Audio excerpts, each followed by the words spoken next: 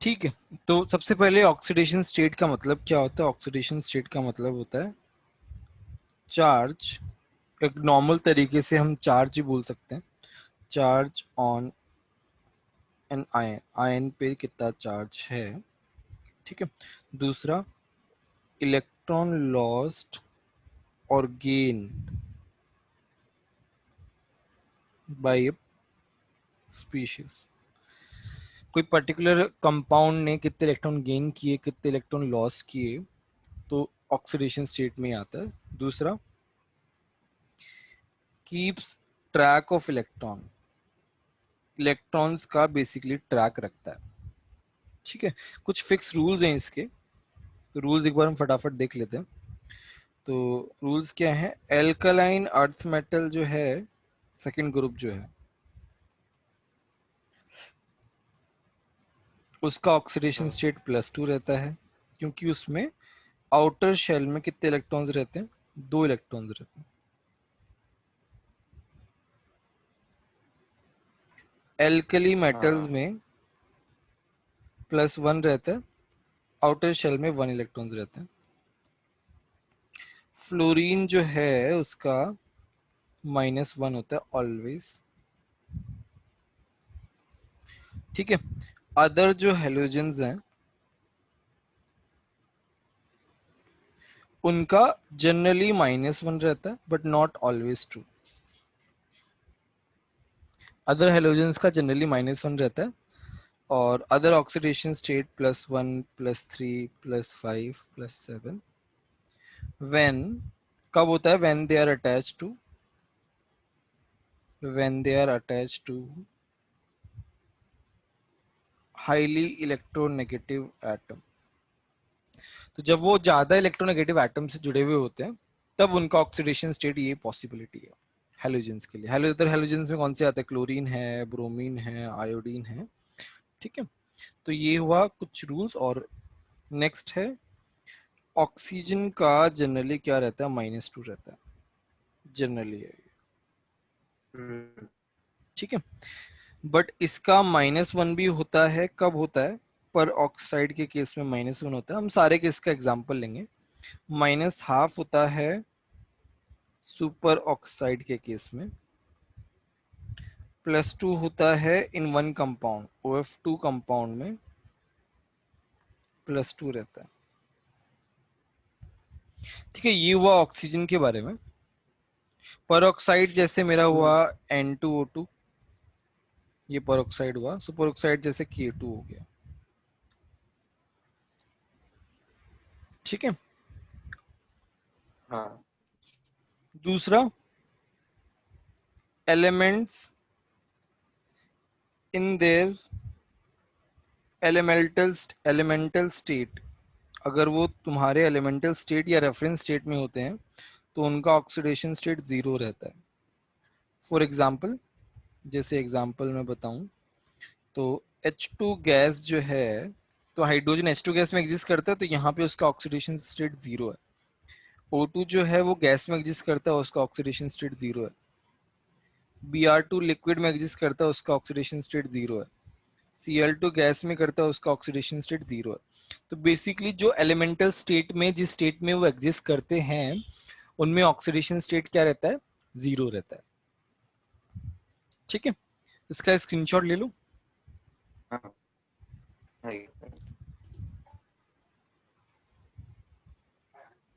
ले लिया।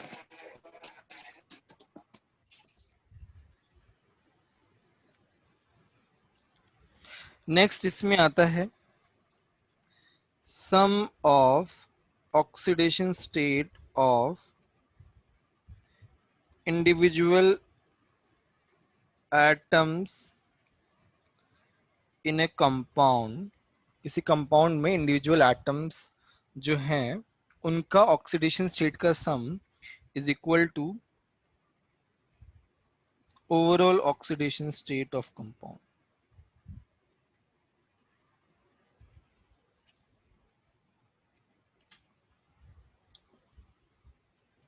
ठीक है, तो एक तो मेरा ये हो गया। अब देखो, अब इसमें अपन एग्जांपल लेते हैं। फॉर एग्जांपल, अच्छा एक बार हाइड्रोजन का बता देता हूँ। हाइड्रोजन का ऑक्सीडेशन स्टेट +1 रहता है when it is attached to non metal के साथ अटैच होता है। तो -1 होता है when it is attached to a metal। ठीक है, बोलो यहां तक कोई डाउट है क्या? नहीं। ठीक है, अभी हम कुछ एग्जांपल ले रहे हैं। जैसे मेरे पास है H2SO4, तो जो जिसका ऑक्सीडेशन निकालना होगा ना उसका अंडरलाइन होगा। अब हाँ।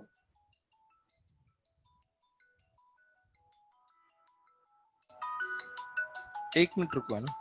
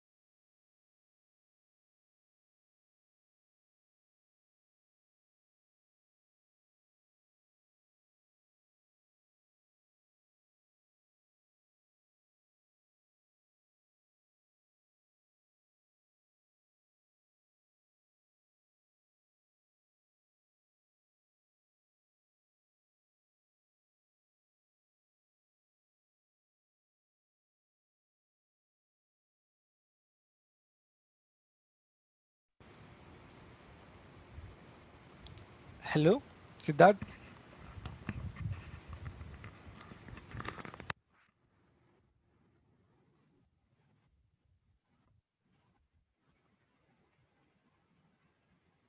मेरी आवाज आ रही है? हाँ। ठीक है, तो H2SO4 जो है तो उसमें हमें सल्फर का ऑक्सीडेशन स्टेट कैलकुलेट करना है, लेट्स से। तो अपन क्या करेंगे, इंडिविजुअल ऑक्सीडेशन स्टेट लेंगे। तो हाइड्रोजन का जैसे +1 है इंटू 2, सल्फर का जैसे हमने x ले लिया, ऑक्सीजन का -2 इंटू 4 इज इक्वल टू 0। ठीक है, तो यहाँ पे x आ जाएगा मेरे पास +6। ऑक्सीजन का -2 होता है और हाइड्रोजन का +1 होता है, देखो यहाँ पे। तो इस तरीके से सल्फर का ऑक्सीडेशन स्टेट आ गया। चलो हम एक और एग्जांपल लेते हैं। मेरे पास जैसे LiH है। Li क्या है, मेटल है। तो मेटल के साथ जब हाइड्रोजन जुड़ा हुआ रहता है तो उसका -1 रहता है और इसका +1। जैसे मेरे पास H2S है, तो सल्फर का निकालना है, तो हाइड्रोजन नॉन मेटल के साथ जुड़ा हुआ है तो हाइड्रोजन का +1 होगा और इसका x मान लिया, तो x कितना हो गया, -2 हो गया। चलो एक और एग्जांपल लेते हैं। जैसे तुम्हारा H2O2 है, अब ये क्या है, पर ऑक्साइड है। ठीक है, तो मैंने क्या मान लिया, ऑक्सीजन का x मान लिया। हाइड्रोजन का तो मुझे पता है +1 होगा। हाँ। इक्वल टू 0, एक्स कितना आ गया -1। तो हमने निकाला था पर ऑक्साइड में क्या होता है, -1 होता है, तो वो यहाँ से ही आता है। नेक्स्ट है सुपर ऑक्साइड, जैसे CO2 है, ये क्या होता है, सुपर ऑक्साइड होता है। तो यहाँ पे K क्या होता है, +1, ऑक्सीजन का मैंने X मान लिया, X कितना आ गया, -12। बताया था मैंने सुपर ऑक्साइड में ऑक्सीजन का कितना आता है, -12 आता है। जैसे तुम्हारा OF2 है, तो यहाँ पे ऑक्सीजन का निकाला, मुझे पता है फ्लोरीन का तो क्या रहता है, -1 ही रहता है। X कितना आ गया, +2 आ गया। बोलो समझ में आया कि नहीं आया? आया। ठीक है, तो इसका स्क्रीनशॉट ले लो। ले लिया। ठीक है, नेक्स्ट तुम्हारा है, जैसे इसमें और एग्जांपल ले लेते हैं। जैसे तुम्हारा है NaClO3, इसमें Cl का निकालो, तुम निकालो, है ना।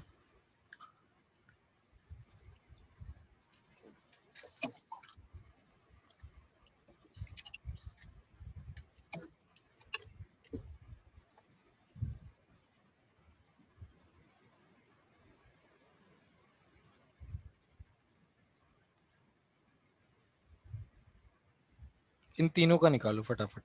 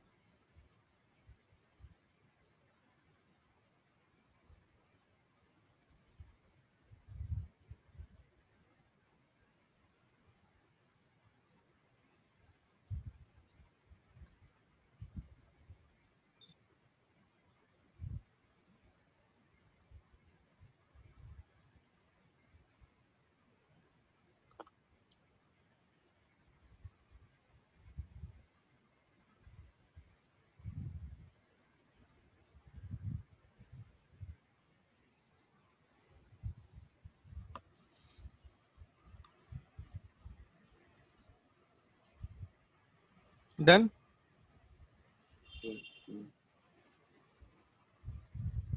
हाँ, 6, 6 और 7।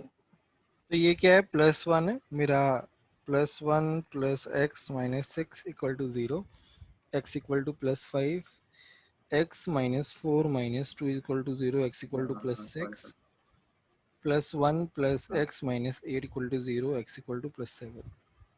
इस तरीके से आ जाएगा। अब जैसे मान लो तुम्हारे पास कोई एनायन है, जैसे तुम्हारे पास है SO4 2 सल्फर का निकालना है, तो बाहर जो चार्ज रहेगा ना, उसी के बराबर लिखेंगे। कैसे, जैसे मैंने x मान लिया, ऑक्सीजन का -2 × 4, और बाहर कितना चार्ज है, -2, x कितना आ गया, +6। तो चार्ज हो तो यहाँ पे चार्ज लिखते हैं, नहीं तो 0 लिखते हैं, न्यूट्रल हो तो। ठीक है, क्लियर है?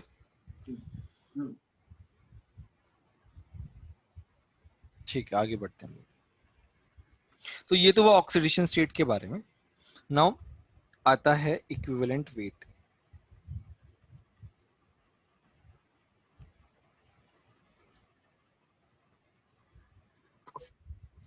इक्विवेलेंट वेट होता है मॉलिक्यूलर वेट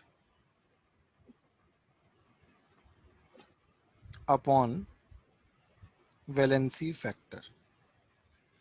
एक बार हम पहले वैलेंसी फैक्टर के बारे में थोड़ा सा देख लेते हैं। इसे हम VF बोलते हैं या फिर हम N फैक्टर भी बोलते हैं, एक ही बात है। तो N फैक्टर जो है फॉर एसिड, एसिड के लिए आता है number of H+, for base आता है number of OH minus, for example जैसे HCl का 1 होता है, H2SO4 का 2 होता है। ये है जैसे NaOH का, यहाँ पे एक OH है 1 होता है, वन। ये OH का होल ट्वाइस का 2 होता है। फॉर सॉल्ट, सॉल्ट के लिए हम कैसे लिखेंगे? टोटल पॉजिटिव चार्ज कितना है? फॉर एग्जाम्पल NaCl है, NaCl में टोटल पॉजिटिव चार्ज कितना है? +1 है। वन। Na2SO4 में टोटल पॉजिटिव चार्ज कितना है? +2 है। टू। Na3PO4 में टोटल पॉजिटिव चार्ज कितना है? +3 है। Al2SO4 का होल थ्राइस में पॉजिटिव चार्ज कितना है बताओ?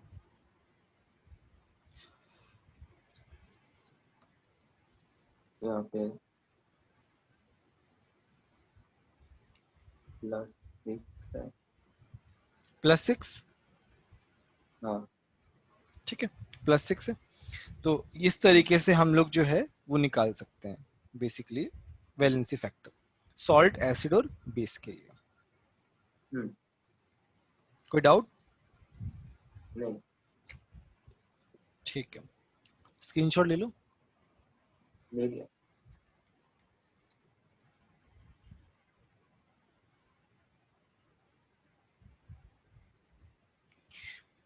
ठीक है, तो नेक्स्ट तुम्हारा है इसी में, नेक्स्ट है तुम्हारा इक्विवेलेंट वेट बताया था मैंने। इक्विवेलेंट वेट क्या बताया था मैंने? Molecular mass upon valency factor. तो जैसे मान लो तुमको H2SO4 का इक्विवेलेंट वेट निकालना है, तो कैसे निकालोगे? इसका मॉलिक्यूलर मास 98 है और वैलेंसी फैक्टर 2 है। कितना आ गया? 49 आ गया। 40। ये आ गया इक्विवेलेंट वेट। ठीक है, नेक्स्ट आता है नंबर ऑफ इक्विवेलेंट, और हम इसे बोलते हैं नंबर ऑफ ग्राम इक्विवेलेंट। तो ये होता है जैसे तुम्हारा नंबर ऑफ मोल्स क्या होता है? Mass upon molar mass. तो वैसे ही यहाँ पे आता है mass upon equivalent mass. Mass upon equivalent mass को हम क्या लिख सकते हैं? Molecular mass into valency factor, right? हाँ। तो ये क्या होता है बताओ? और मोल्स। तो ये हो गया मोल्स हाँ। Into valency factor. तो नंबर ऑफ इक्विवेलेंट्स क्या हो गए? मोल्स इनटू वैलेंसी फैक्टर हो गए। हाँ। ठीक है, तो एक मेरे पास ये फॉर्मूला आ गया, ये वाला। एक मेरे पास ये फॉर्मूला आ गया, ये वाला। दूसरा होता है मोल्स को मैं कैसे लिख सकता हूं? Molarity into volume. मोल्स को ऐसे लिख सकता हूं, कल ही हमने पढ़ा था। तो एक फॉर्मूला मेरा ये आ गया। हाँ। ठीक है, अभी एक टर्म होती है which is called molarity, sorry normality. Normality को लिखते हैं n।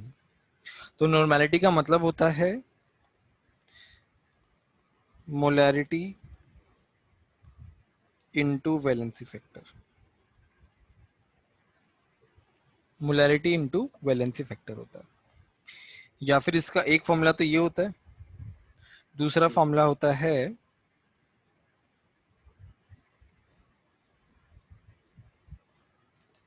जैसे मोलैरिटी का फॉर्मूला क्या होता है? Moles upon volume. इसका फॉर्मूला होता है number of equivalent upon volume. इसके ये फॉर्मूलाज आ गए। ठीक है, तो यहाँ पे क्या है तुम्हारे पास? मोलैरिटी भी है और वैलेंसी फैक्टर भी है। तो इसको मैं क्या लिख सकता हूँ? Normality into volume. तो नॉर्मैलिटी इनटू वॉल्यूम क्या होता है तुम्हारा? Number of number equivalent. Of equivalent. ठीक है, सबके काफी सारे फॉर्मूलाज है, सब आपस में कनेक्टेड है, तो जो कनेक्टिविटी है वो तुमको ध्यान रखना पड़ेगा। हाँ, ठीक है, इसका स्क्रीनशॉट ले लो। ले लिया। तो एक बार में नंबर ऑफ इक्विवेलेंट जो है ना वो सबसे ज्यादा इंपॉर्टेंट है। नंबर ऑफ इक्विवेलेंट के एक तो ये वाला फॉर्मूला है, मोल्स इनटू वैलेंसी फैक्टर। दूसरा है नॉर्मेलिटी इनटू वॉल्यूम। नॉर्मेलिटी क्या होता है? Molarity into valency factor into volume. तो ये तीन फॉर्मूलाज जो है हम लोग यूज करेंगे नंबर ऑफ इक्विवेलेंट्स के लिए। ठीक है, अब आता है लॉ ऑफ केमिकल इक्विवेलेंस। तो लॉ ऑफ केमिकल इक्विवेलेंस क्या कहता है? In a chemical reaction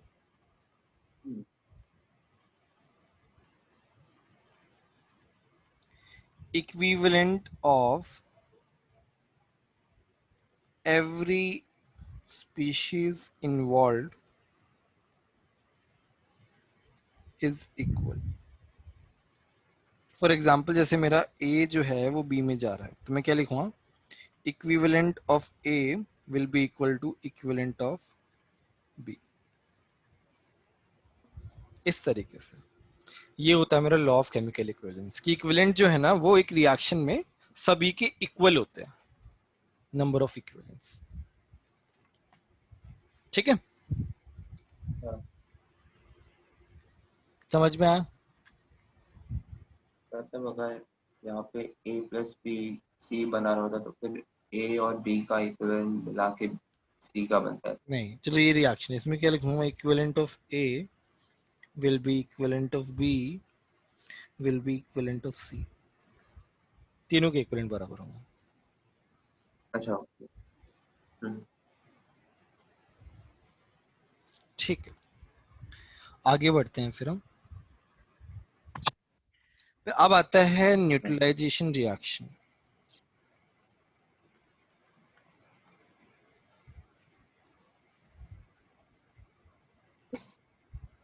neutralisation reaction का क्या मतलब है? एसिड और बेस। तो तुम्हारा फॉर एक तो इसमें क्या होता है? इक्विवेलेंट ऑफ एसिड जो है इक्विवेलेंट ऑफ बेस होता है for neutralisation.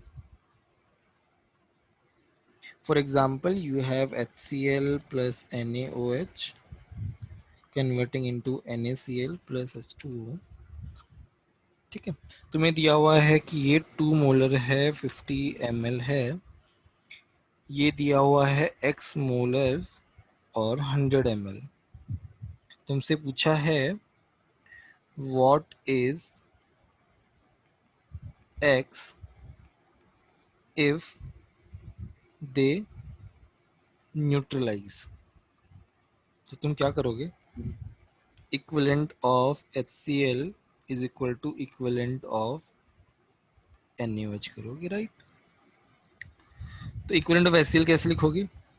Molarity into volume into valency factor 1 होता है HCl का। वैसे ही इक्विवेलेंट ऑफ NaOH कैसे लिखोगे? Molarity into volume into valency factor. तो यहाँ से x कितना आ गया? 1 आ गया। बोलो समझ में आया कि नहीं आया? हाँ यार, ठीक है, स्क्रीनशॉट ले लो। एक मिनट,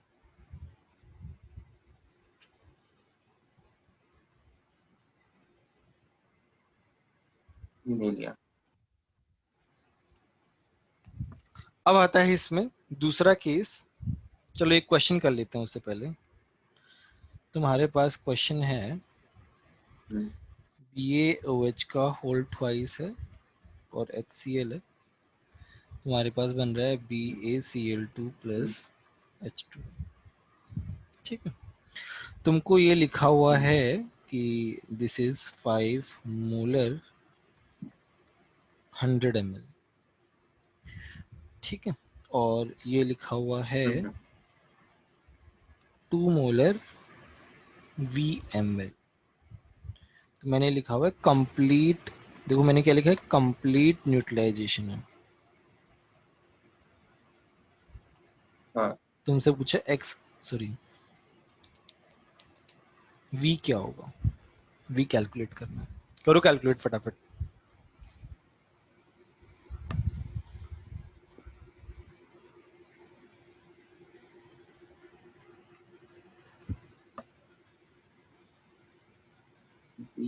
अच्छा ओके।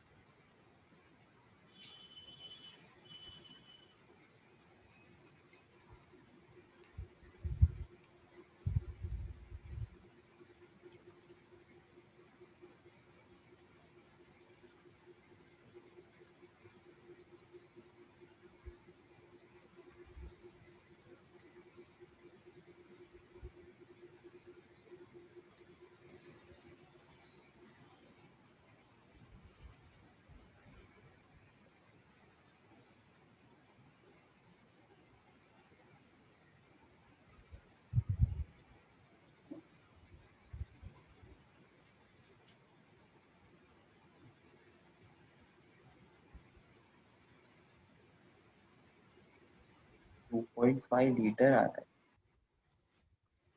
2.5 लीटर, ठीक है, चलो हम करते हैं सॉल्व इसको। तो तुम्हारे पास है इक्विवेलेंट ऑफ BaOH का whole twice is equal to equivalent of HCl। तो इक्विवेलेंट ऑफ BaOH का होल ट्वाइस कैसे लिखोगे, molarity into volume into valency factor कितना है, 2 है, यहाँ पे क्या है 2 इंटू VML है ना, तो V इंटू 10⁻³ वहाँ पे मैंने 1 लिख के 10 दोनों तरफ काट दिया था। यार एक ही बात है, उतना कुछ फर्क नहीं पड़ेगा, इंटू 1। तो ये हो जाएगा 2 से 2 कैंसिल, V हो जाएगा 0.5 500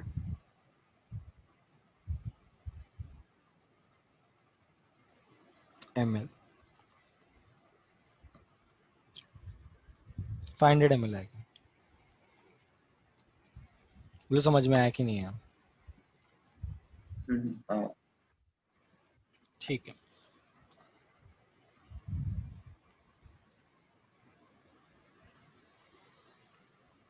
नेक्स्ट इसमें केस 2 है, when no complete neutralisation is there.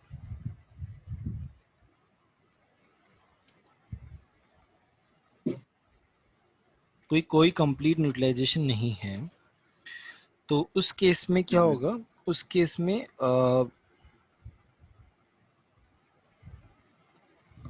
जैसे तुम्हारे पास, चलो क्या मैं एग्जांपल ले लेते हैं, HCl है और NaOH है, क्या बनेगा NaCl प्लस H2। तो लेट्स से ये 5 मोलर है, 50 ml है, ये है 2 मोलर 100 ml। ये कितना बनेगा, इसके मोल्स कितने आ जाएंगे, 5 इंटू 50 250, हम निकाल रहे हैं मिली मोल क्योंकि ml है ना, तो मिली मोल आ जाएगा, ये है 200 मिली मोल। तो ये इसका क्या मतलब है, देखो कंप्लीट न्यूट्रलाइजेशन नहीं हो रहा है, ये तो दोनों बराबर आते तो बराबर नहीं आ रहा है, तो इसका क्या मतलब है कि ये कितना चला जाएगा, 250 माइनस 200, जो कम होगा वो पूरा का पूरा चला जाएगा। ये तो पढ़ा है ना तुमने, लिमिटिंग रिएजेंट वाला कॉन्सेप्ट मोल कॉन्सेप्ट में आता है। हम्म, तो ये तो हो जाएगा जीरो, जो कम है वो पूरा का पूरा हाँ चला जाएगा, और जो ये 50 रह जाएगा, और यहाँ पे कितना आ जाएगा, 200 आ जाएगा। ये जो है इस साइड आ जाता है। ठीक है, तो हमारे पास क्या बच जाता है, HCl बच जाता है। तो हम इसे बोलते हैं कि मेरे पास क्या है, एसिडिक सॉल्यूशन है। क्या बोलते हैं, एसिडिक सॉल्यूशन है। एसिडिक। हम्म, ठीक है, अब दूसरा इसमें आता है कॉन्सेंट्रेशन ऑफ NaCl। तो देखो NaCl के मोल्स तो कितने हुए, हम क्या लिखेंगे, millimole of NaCl upon volume. अगर हम वॉल्यूम भी ml में पुट कर दें और ऊपर मिलीमोल है, तो मेरा बराबर हो जाएगा, कैंसिल आउट हो हाँ, जाएगा ml और ml। तो NaCl के हाँ, मोल्स कितने, 200 मिलीमोल्स। हम्म, अच्छा, अभी क्या है, हम्म, जब हम दोनों सॉल्यूशन को हमने ऐड कर दिया, तो अभी जो वॉल्यूम आएगी दैट इज 150। हाँ, टोटल वॉल्यूम आएगा मेरे पास, ध्यान रखना इस बात का। तो अभी मेरे पास कितना आ जाएगा, 4/3। हाँ, ये आ गया कॉन्सेंट्रेशन ऑफ NaCl। बोले बात समझ में आई कि नहीं आई।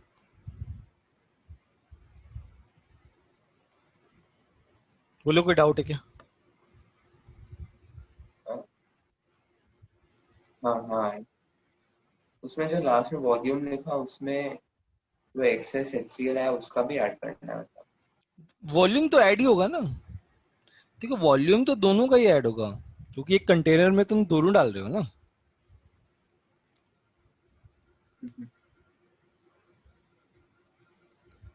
ठीक है। ठीक है। ठीक है, फिर आगे बढ़ते हैं हम।